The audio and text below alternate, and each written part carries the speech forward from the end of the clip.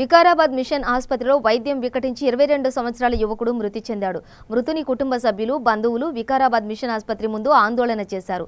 Vikarabad CI Srinivasarao మరియు పోలీసులు మృతుని కుటుంబ సభ్యులు, బంధువులకు నచ్చజెప్పి పోలీస్ స్టేషన్లో ఫిర్యాదు చేయాలని సూచించారు. పూర్తి విచారణ జరిపి చట్టపరమైన చర్యలు తీసుకుంటామని హామీ ఇవ్వడంతో ఆందోళన విరమించారు.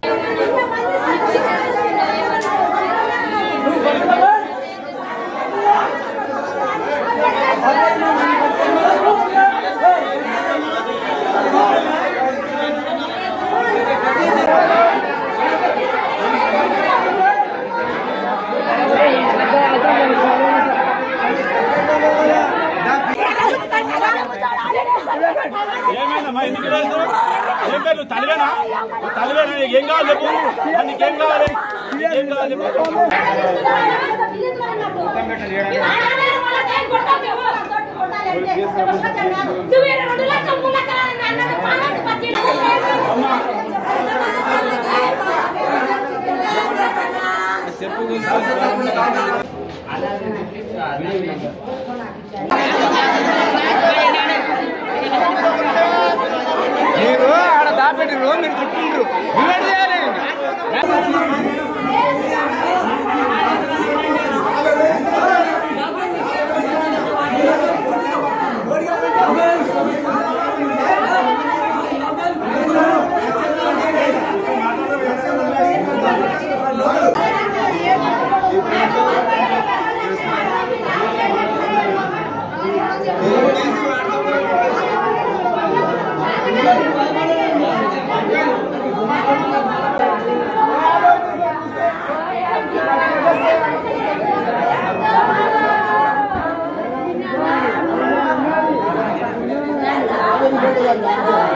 ఏదో కొట్టుకొని ఏదో గొడవ చేసుకొని వాడు ఏదో గడ్డి మందు తాగి అది పారాక్విట్ పాయిజన్ అంటే 24 hours గడ్డి మందు అంటారు. నార్మల్గా ఇంతకుముందు గ్లైసిలిన్ వచ్చేది, అందులో అమ్మోనియా కలిపేంత వరకు కూడా దాని పవర్ పనిచేసేది కాదు. ఇప్పుడు 24 hours గడ్డి మందు పారాక్విట్ తాగి వాడు రావటం జరిగింది. వాడు తాగిన తర్వాత గవర్నమెంట్ హాస్పిటల్కి వెళ్ళాడు. ఫస్ట్ గవర్నమెంట్ హాస్పిటల్కి పోయిన తర్వాత అక్కడి నుంచి వాళ్ళు హైదరాబాద్ రిఫర్ చేస్తే వాళ్ళు బిలో పవర్టీ లైన్లో ఉన్నారు కాబట్టి వాళ్ళు ఎక్కడికి పోలేక మన దగ్గరకు రావడం జరిగింది. మన దగ్గరకు వచ్చినప్పుడు వాళ్ళకి అంతా ఎక్స్ప్లెయిన్ చేసాం. పాయిజన్ తాగిన తర్వాత మనిషి ఎట్లా ఉంటుంది, వాడి శరీర తత్వాన్ని బట్టి ఎట్లా పనిచేస్తుంది, ఒక 24 hours వరకు మనం ఏం చెప్పనీకి ఉండదు. ఆ బాడీలో ఉన్నది బ్లడ్లో కలిసిందా, యూరిన్లోంచి మొత్తం బయటికి పోయేంత వరకు కూడా ఫ్లష్ అవుట్ అయ్యేంత వరకు మనం ఏం చెప్పనీకి ఉండదని కూడా చెప్పడం జరిగింది. దానికి వాళ్ళు వాళ్ళ అమ్మ, వాళ్ళ భార్య, వాళ్ళందరూ కూడా యాక్సెప్ట్ చేసి మంచిగా చేయండి సార్ అని చెప్పడం జరిగింది. మనం కూడా 100% ఎఫెక్ట్, దానికి కావాల్సిన యాంటీడోట్స్ అన్ని పెట్టడం జరిగింది. కానీ ఆ పారాక్విట్ పాయిజన్ అన్నది వాడి కడుపులో యాక్ట్ చేసి దాని పవర్ వల్ల వాడి లోపల నుంచి హెమటమిసిస్ అంటే లోపల నుంచి బ్లీడింగ్ నోట్లోంచి రావటం చూసిన తర్వాత కొంచెం క్రిటికల్గా ఉంది కేసు, మీరు హైదరాబాద్ పోండి అని చెప్తే వాళ్ళు మేము అంత పెట్టుకోలేండి సార్, మీరే ఎట్లా కొట్లా చూడండి, ఎందుకంటే మన మిషన్ హాస్పిటల్ మనం ఇప్పటి నుంచి కాదు 100 సంవత్సరాల నుంచి కూడా ఇట్లాంటి కేసెస్ చాలా చూస్తూ ఉన్నాం.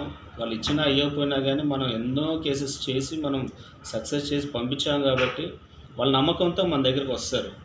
అదే నమ్మకంతో వాడు వచ్చిన రోజు వాడితో పాటు ఇంకా 3 మంది తాగిన పేషెంట్స్ వచ్చారు. వాళ్ళ ముగ్గురు కూడా కండిషన్ వీడంత క్రిటికల్గా లేదు కాబట్టి వాళ్ళు సర్వైవ్ అయ్యారు. వాళ్ళని రిఫర్ చేయలేదు.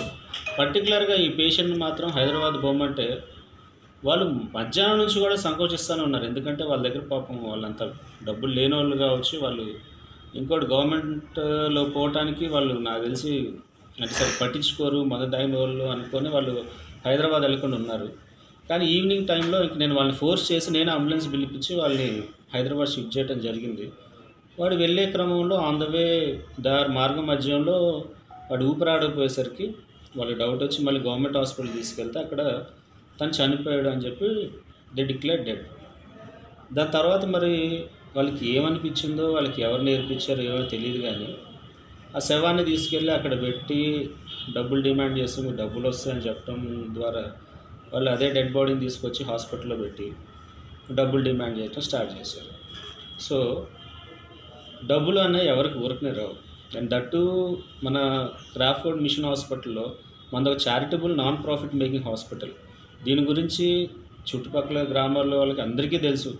ఎందుకు లాస్ట్ టైం డెంగ్యూ వచ్చినప్పుడు మనం ఎన్ని వందల మంది, ఎంత వేల మందిని మనం ట్రీట్ చేసాము, ఎంత తీసుకొని ట్రీట్ చేసాము ఏంటి అనేది అందరికీ తెలిసిన సంగతి.